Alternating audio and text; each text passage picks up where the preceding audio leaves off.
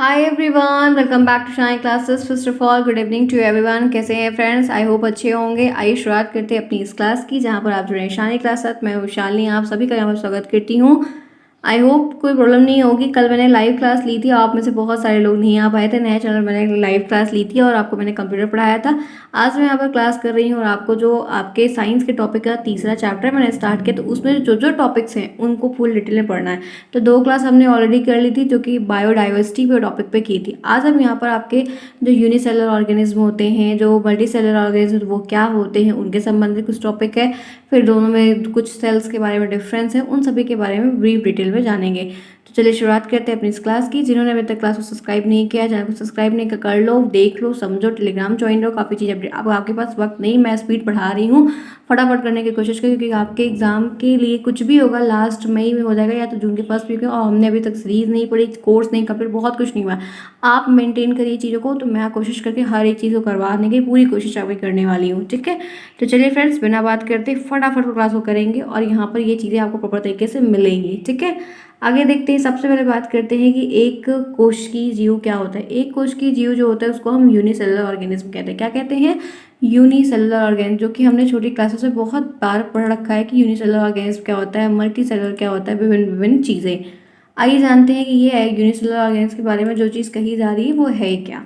तो वह जीव, वे ऑर्गेनिज्म जिनमें केवल एक ही कोशिका होती है, जिनमें केवल एक ही सेल पाई जाती है, सिंगल सेल, जिसमें एक ही सेल पाई जाती है। और इनके विपरीत बहुकोशिकीय जीव जो होते हैं उनमें एक से अधिक, more than one, more than two, more than three, so many cells पाई जाती है। अधिकतर जो देखा गया है, सामान्यतः मोस्टली, एक कोशिकीय जीव को देखने के लिए माइक्रोस्कोप का यूज़ होता है। अब माइक्रोस्कोप जो होता है, सूक्ष्मबीन जो होता है, हमको यूनिसेलुलर ऑर्गेनिज्म जो होते हैं, जो सिंगल सेल से बने होते हैं, उनको देखने के लिए अपने माइक्रोस्कोप का यूज़ करना पड़ता है। और ये भी कह सकते हैं कि हालांकि लगभग 1 दर्जन एक कोशिकीय जीव ऐसे भी होते हैं जिनको हम अपनी आंखों से भी देख सकते हैं, क्योंकि उनका आकार जो होता है वो थोड़ा बड़ा होता है बहुत जी। तो आपको ये बात समझ में आई थी कि कोई एग्जामिनर पूछे, आप एग्जाम में लिखने को आए कि एक कोशिकीय जीव क्या होता है या उससे आप क्या समझते हैं, तो आपके दिमाग में सिर्फ इतनी क्लैरिटी होनी चाहिए कि वह जीव जिनमें को जो केवल सिर्फ एक सिंगल सेल से बना होता है, एक सिंगल सेल से निर्मित होता है, उसको हम एक कोशिकीय जीव कहते हैं। अब एक कोशिकीय जीव के बारे में अगर विशेषताओं के बारे में पूछता है तो ये भी लिख सकते हैं और ये भी बता सकते हैं कि ये सिंगल सेल का बना होता है और इनको हम माइक्रोस्कोप की मदद से, उनकी सहायता से ही इनको आसानी से देख पाते हैं, इनको फिगर आउट कर पाते हैं, इनके सभी अंगों को अच्छे से जान पाते हैं, क्या है, कौन कौन से होते हैं, इनके बारे में फुल डिटेल हम इसकी हेल्प से ले पाते हैं। लेकिन उस जगह जैसे कुछ एक्सेप्शन की चीज़ें होती हैं, वैसे ये भी कुछ ऐसे होते हैं जिनको हम अपनी आंखों से भी, नेकेड आई से, अपनी नग्न आंखों से भी देख पाते हैं। एग्जाम्पल की अगर हम बात करते हैं तो आप देख सकते हैं अमीबा। अमीबा के बारे में सुना होगा, नाम बिल्कुल सुना होगा। जीवाणु के बारे में आप जानते हैं, पैरामीशियम जानते हैं, सेवॉल, ये सब क्या होते हैं? ये सारे के सारे यूनिसेलुलर ऑर्गेनिज्म होते हैं। अब आपको ऐसे एग्जाम्पल बने तो आप लिख सकते हैं, ये लिखने के बाद है कि एक कोशिकीय जीव के 3 नाम बताइए, तो आपको 3 नाम को लिख देना होगा। एक कोशिकीय जीव क्या होता है, उसकी परिभाषा बताइए, तो आप परिभाषा लिख सकते हैं साइंस में। या ये बन सकता है कि आपको एक कोशिकीय जीव का कोई चित्र बनाना हो तो वो भी आपको बनाना होगा। इस बात को आप ज़रूर ध्यान रखिएगा। तो ये टॉपिक यहीं पर होता है ओवर, क्योंकि इस टॉपिक में मैंने इतनी बातें ही आपको ध्यान रखनी है। अब मैं आपको कुछ फिगर भी दिखाती हूँ कि क्या है, देख लो। तो ये है आपको जीवाणु का, देख रहे हैं, ये जीवाणु है, ये पूरा बना हुआ। आप कोई और भी बना सकते हैं, देखिए इसमें काफ़ी सारी चीज़ें हैं। आपको एक बात ध्यान रखना है कि कुछ ऐसे फिगर्स को भी अभी से तैयार करके चलना है, ताकि आपको प्रॉब्लम आगे चल के ना हो। तो देखिए, ये फ्रिम्बी है, ये प्लाज्मा है, ये आपका प्लाज्मिड है, प्लेसिसोम है। सारा मत लिखो, मान लो हो सकता है कि एग्जाम में जैसे सारा ना याद हो। आप ब्लैक कलर या ब्लू कलर से बना के ऐसे स्केच, राइबोसोम है, कोशिका द्रव्य, कोशिका झिल्ली, केंद्रा, मीजोसोम, जो भी चीज़ें हैं, तो सारा नहीं याद अगर मान लो एग्जाम में आ रहा है, तो ऐसे बना के छोटे छोटे करके जो भी यहाँ पर आए लिख दो। लेकिन प्रैक्टिस में ज़रूर ध्यान रखो। आगे बढ़े, कोई प्रॉब्लम? बेसिक चीज़ें एकदम सिंपल। आगे चलते हैं तो दूसरा अगर देखते हैं तो यही अमीबा का भी, ये अमीबा से देख लीजिए कैसे बना हुआ है। इनका कोई इरेगुलर शेप नहीं होता है। अमीबा जो होता है इसका इरेगुलर, कोई रेगुलर शेप नहीं पाया जाता है, इरेगुलर तरीके से होता है। आपको छोटे बड़े साइज में कुछ छोटा भी दिखेगा और बड़ा भी दिखेगा। तो ये देखो, कुंचनशील धमनी है, कोशिका द्रव्य है, केंद्रक है, ये न्यूक्लियस है, ये पदार्थ है, ये खाद्य धमनी है, अलग अलग चीज़ें यहाँ पर हैं। तो ये एक इनका अलग प्रोसीजर है। एक छोटा सा फिगर मैंने इसीलिए लिया है कि बीच बीच में इसको भी साइंस में देखते हुए चलिए कि अगर आता है तो वहाँ पर आप क्लियरली बना पाइए, ड्रॉ कर पाइए। I hope so clear. Next, ये है पैरामीशियम। ये देखिए पैरामीशियम है, कुछ इस तरीके से है। संकुचित रिक्तिका, साइटोसोल, साइटोप्लाज्म है, बड़ा केंद्रक है, छोटा केंद्रक, मुख्य द्वार है, ठीक है। ये सीलिया है जो बाहर के रेसे बने होते हैं। भोजन की क्रियाएं हैं, संकुचित रिक्तिकाएं हैं। तो ऐसे काफ़ी ये एक अच्छा डायग्राम बना हुआ है, जिसने भी कॉपी में बनाया है काफ़ी बढ़िया और क्लैरिटी के साथ बनाया है।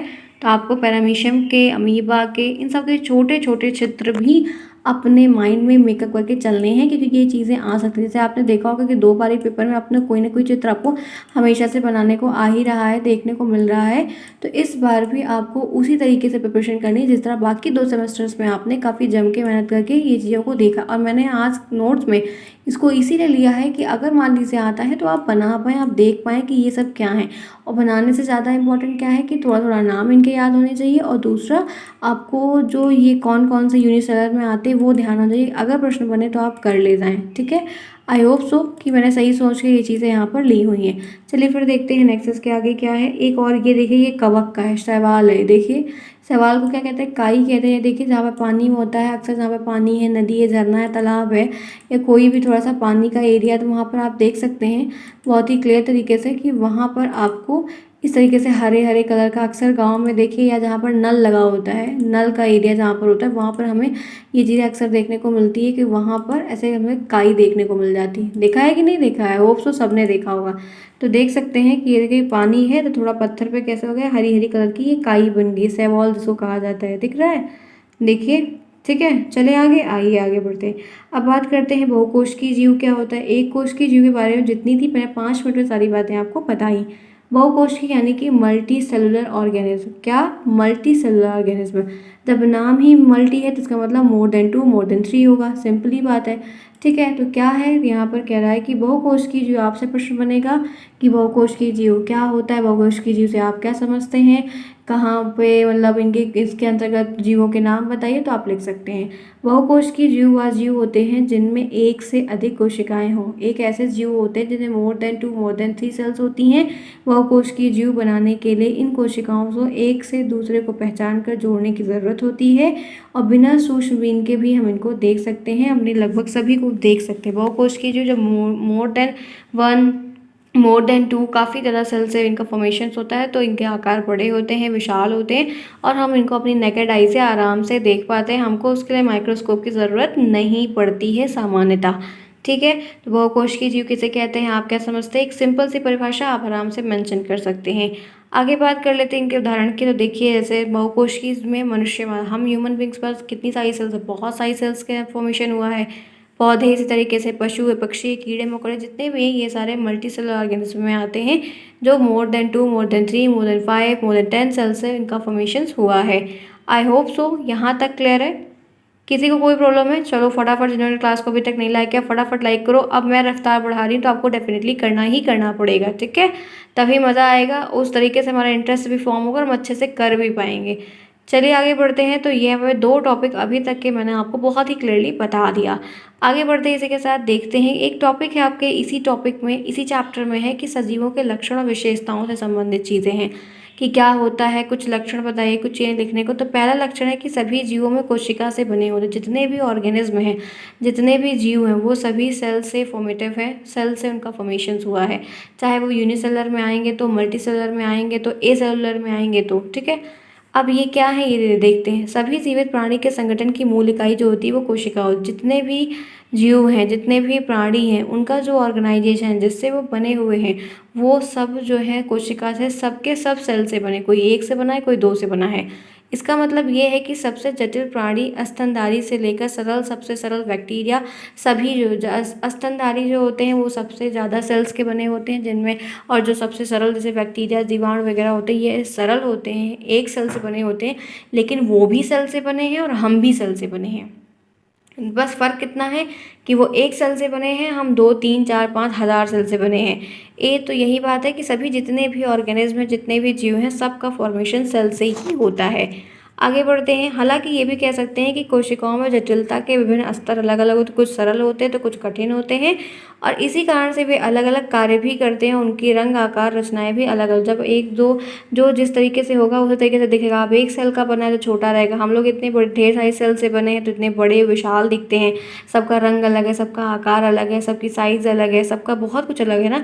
सो many difference in between one cell and more than two cell, there are lots of difference between human beings and जीवाणु बैक्टीरिया ब्ला ब्ला चीज़ें। I think it this point is clear, clear है। Basic चीज़ें हैं तो पहली property सही है। आगे बढ़ते हैं, इसी के साथ चलते हैं नेक्स्ट। सभी जीव सांस लेते हैं, जितने भी लिविंग ऑर्गेनिज्म होते हैं वह सांस लेते हैं। Agree with that, we of course agree with that, because सांस लेना रेस्पिरेशन। आप सांस ले रहे हैं क्या? सांस नहीं, बिल्कुल ले रहे हैं। जितने भी जीव सांस नहीं, बिल्कुल सब ब्रीथ कर रहे हैं। तो सभी जीव प्राणी एक बहुत ही महत्वपूर्ण कार्य को करते हैं, वो है रेस्पिरेशन। जितने भी लिविंग ऑर्गेनिज्म होते हैं वो एक बहुत ही हेल्पफुल, यूजफुल और काफ़ी अच्छा वर्क करते हैं, वो है रेस्पिरेशन। श्वसन के माध्यम से जीव कई प्रकार की gas, so many lots of gases, oxygen और नाइट्रोजन को अपने शरीर के अंदर लेते हैं और बहुत सारी गैस को रिलीज़ करते हैं, जो आपको ध्यान रखना है। तो कार्बन डाइऑक्साइड हम लोग रिलीज़ करते हैं, ऑक्सीजन हम लोग लेते हैं, वो लोग हमारे कार्बन डाइऑक्साइड को लेते हैं। तो हम दोनों एक दूसरे के लिए काफ़ी हेल्पफुल और दोस्त इसीलिए हैं क्योंकि उनका खराब गैस हमारे लिए हेल्पफुल है, हमारा खराब गैस उनके लिए हेल्पफुल है। तो जितने भी जीव हैं, जितने भी ऑर्गेनिज्म हैं, सबके सब क्या करते हैं? सांस लेते हैं, ब्रीथ करते हैं, रेस्पिरेशन का प्रोसेस करते हैं। आगे बढ़िए। तीसरा जो इम्पोर्टेंट पॉइंट है वो है प्रजनन का, रिप्रोडक्शन का। ह्यूमन बींग्स भी रिप्रोडक्शन करते हैं, हम लोग भी अपने जैसे यंग वंस को बच्चे पैदा करते हैं, जितने भी ह्यूमन बींग्स हैं। और जानवर में भी ये चीज़ें देखने को मिलती है और कीड़ों मकोड़ों में भी देखने को मिलती है, ठीक है।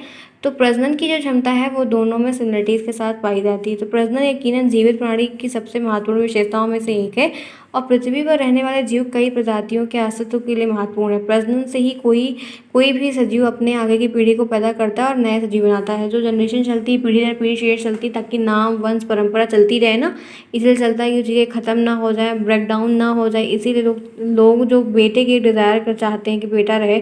तो क्यों चाहते हैं? क्योंकि बेटा रहेगा तो पीढ़ी दर पीढ़ी कार्यक्रम चलता रहेगा, बाबा आ जाएगा, नाम चलता रहेगा, जो कि हमारे हिंदू धर्म मैथोलॉजी में कहा जाता है। तो ऐसे जीव जो है, एक छोटा सा पौधा भी होता है तो अपने बीए को दे कर जाता है ना, एक छोटा सा पौधा है, फूल है, तो अपने कर मेरा जीवन चलता रहे।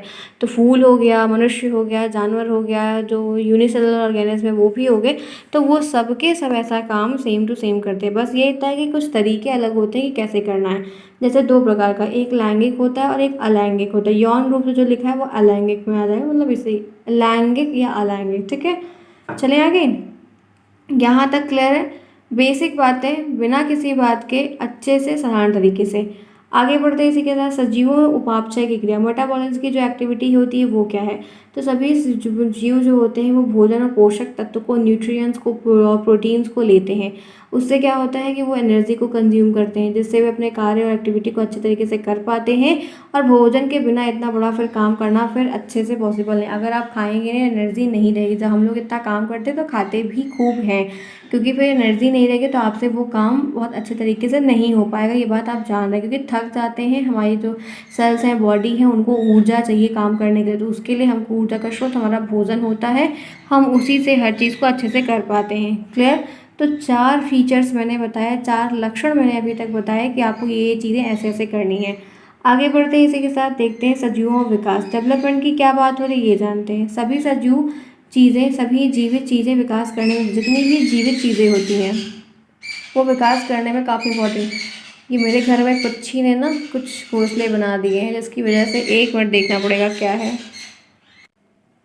चलिए देखते हैं। एक बिल्ली है, वो रास्ता देख गई है, वो दिन भर टहलती रहती है। वो जो है वो बहुत ऊपर घोंसला है, पाएगी नहीं, लेकिन जो है वो गंदी है बिल्ली, उसको मार के भगाना होगा। पीछे पड़ी रहती है, वही है आवाज़ हो रही थी। चलिए क्या ही कर सकते हैं, यही है फूड चेन साइकिल, आपने पढ़ी है, देखिए एक के पीछे एक लगे रहते हैं। वही सेम चीज़ है देखने को, उसको मार के भगाएंगे वरना उस बच्चे को नुकसान कर देगी वो। आइए देखते हैं यहाँ पर क्या है। तो ये चीज़ें यहाँ पर क्या थी कि सभी जीवित चीज़ें विकास करने में सक्षम होती, जितनी भी जीवित चीज़ें होती है वो डेवलपमेंट करने में सक्षम होती है, वो क्षमता होती है। वृद्धि, किसी भी जीव के आकार में वृद्धि करने पर वो हर मतलब पोषक तत्व, भोजन, पानी आदि चीज़ों को लेते हैं, खाते पीते हैं और ग्रोथ करते हैं, जिससे उनका डेवलपमेंट अच्छा होता है, ठीक है। आगे चले। अगर लक्षण पूछता है कि सजीवों के कोई लक्षण बताइए, विशेषताएं बताइए, तो कर लेंगे।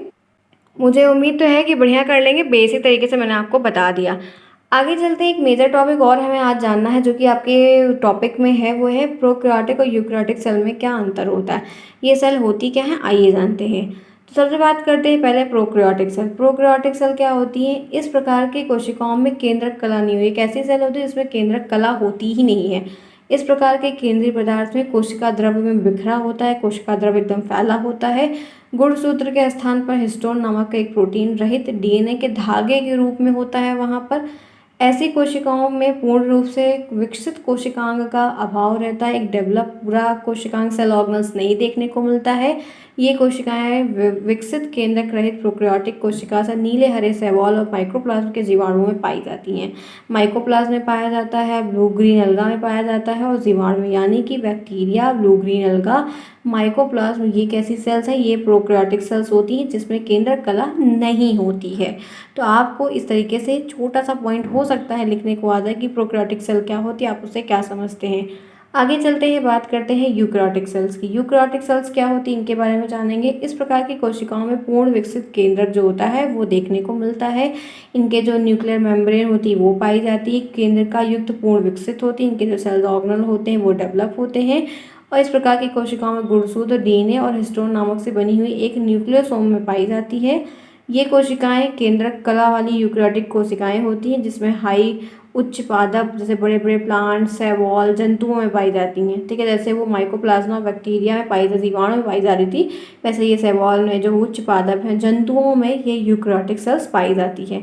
एक डिफरेंस के बारे में छोटा सा यहाँ पर मैंने लिया हुआ है इस मैथ द कॉलम के रूप में, ताकि अगर आए तो आप कर लो। हर तरीके से मैंने सोचा है कि कैसे कैसे बता दूँ। तो पहला है कि समानता आकार जो होता है वो इनका छोटा होता है। जो प्रोकैरियोटिक सेल होते हैं उनका आकार छोटा होता है। यूकैरियोटिक सेल्स जो होते हैं उनका आकार बड़ा होता है, 5 से लेकर 10 माइक्रोमीटर तक होता है। इनका 1 से लेकर 10 होता है। केंद्रक क्षेत्र जो होता है वो केंद्र का झिल्ली से घिरा नहीं होता है, लेकिन इनका जो होता है वो पूरा कवरिंग के साथ होता है। मात्र एक गुणसूत्र, प्रोकैरियोटिक सेल में सिर्फ एक क्रोमोसोम होता है। यूकैरियोटिक सेल्स में क्या होता है, जो जंतु का यूकैरियोटिक सेल्स है उसमें अधिक क्रोमोसोम्स होते हैं। केंद्रिका इसमें नहीं पाई जाती, इसमें केंद्रिका पाई जाती है। झिल्लियों से बने कोशिकांग नहीं होते, इसमें कोशिकांग सेल ऑर्गेनल्स पाए जाते हैं।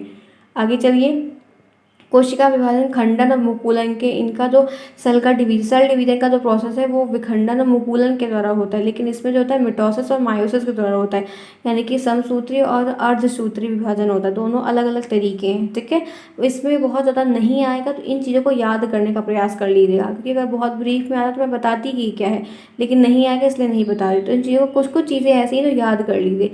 डीएनए कोशिका द्रव्य में स्थित होता है, इसमें डीएनए केंद्रक में, ये इसमें कोशिका द्रव्य में साइटोप्लाज्म में होता है, ये एक केंद्रक में होता है। ठीक है, माइटोकॉन्ड्रिया इसमें अनुपस्थित होता है, इसमें माइटोकॉन्ड्रिया जो होता है उपस्थित, क्योंकि माइटोकॉन्ड्रिया को power house of the cell कहा जाता है।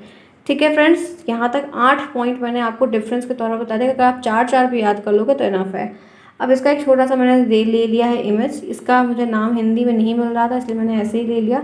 तो ये यूकैरियोटिक सेल्स होती है, ये प्रोकैरियोटिक सेल्स होती है। तो इनके जो फिगर है वो भी आप ध्यान रखिएगा कि मे भी आपसे आस्क हो सकता है कि प्रोकैरियोटिक से यूकैरियोटिक सेल्स का एक फिगर ड्रॉ करिए। ठीक है, तो फ्रेंड्स आज की क्लास में यहीं पर करना चाहूँगी ओवर। आपको मैंने एक मेजर टॉपिक, अभी इस टॉपिक ये चैप्टर अभी तीसरा जो है आपका ओवर नहीं, क्योंकि इसमें भी और भी कुछ चीज़ें हैं वो भी मुझे आपको बतानी है, तो हम उसको सब बताएंगे तब आपको चीज़ें करवाएंगे। तो ये आपकी क्लास यहाँ पर हो गई है। मिलते हैं फिर नेक्स्ट में, तब तक के लिए take care, bye bye, see you soon. आप में से एक बात ध्यान रखिए कि ये सारी चीज़ें हैं आपको पढ़ना, रिवीजन करना है। अगर आप लोग को ध्यान है, एक बात ध्यान रखिए कि समय बहुत कम है, तो मैथ ज़्यादा लगाइए, खूब अच्छे से मैथ को खूब फोकस करके करिए और सब्जेक्ट को थोड़ली पढ़ने का प्रयास करिए। जैसे हो सके वैसे करिए। अगर नोट्स लेनी हो तो नोट्स बन गई है, टेलीग्राम पर जाओ, कांटेक्ट करो, उनको मत लिखो, मत प्रिंट करवाओ, वहाँ से लेके पढ़ो, उसको पूरे अच्छे से कवर कर लो। और यहाँ से आप जो है सीरीज के क्वेश्चन ऑब्जेक्टिव वाले देख लो, क्योंकि सीरीज़ का जो पीछे वाला क्वेश्चन वो कोई पढ़ता नहीं है, क्योंकि उनकी भाषा बहुत टफ रहती है। तो वो काम आप कर सकते हैं, या आपको जैसा सुटेबल लगे वैसे कर लीजिए, क्योंकि पास होने के लिए पूरी क्लैरिटी होनी चाहिए। ठीक है फ्रेंड्स, तो ये क्लास रही आज की। मिलते हैं फिर नेक्स्ट में, तब तक के लिए take care, bye bye, best of luck.